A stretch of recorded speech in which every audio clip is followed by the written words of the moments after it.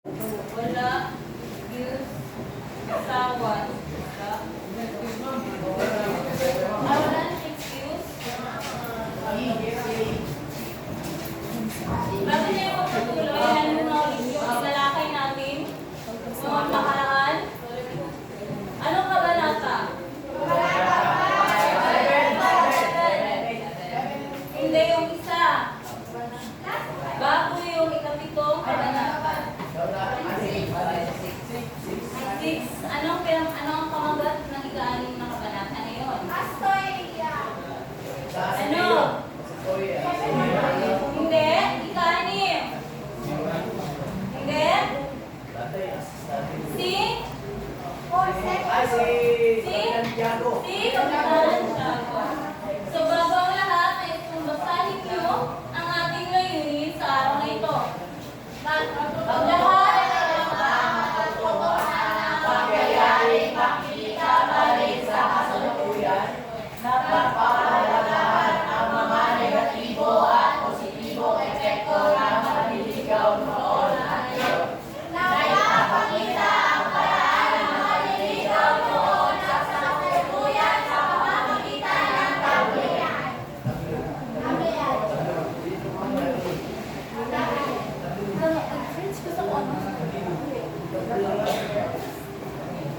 So, mamaya may alam niyo ba ang salitang tablo? No, wala. Okay. Mamaya may ay magpapakita kayo ng paraan ng panliligaw noon at ngayon. Martinez, naintindihan na lahat sa akin. Wag sa... Okay? Ngayon, ay nais kong pagbibigyan ng sa larawan at sagutin ng mga sumusunod na katanungan. Una, ano ang iyong mapapansin sa larawan? At pangalawa, kung papipiliin ka sa paraan ng panliligaw, ano ang iyong pipiliin? Noon o ngayon? Paliwanag ko yun. Ngayon. Okay, yung question. Ano ang iyong napansin? Sa website sa kaliwa ngayon kaliwang larawan ay kinaharanahan ng babae at sa kanan naman na larawan ay through chats and internet ng panligaw. Kung papipiliin ka sa dalawang iyan ang paraan, ano ang pipiliin? Bakit? Sa noon dahil haharanahin mo pa ang babae upang makuha kayo dahil dahil sa ngayong generasyon ay through chats na tapos hindi mo makikilala masyado yung hindi ko sa'yo. Okay? Ngayon ay tumuha naman tayo sa kababaihan. Si Rahena. Ano ang iyong napansin sa larawan? Ano ma'am, sa other side, pinaharanahan tapos yung sa left side,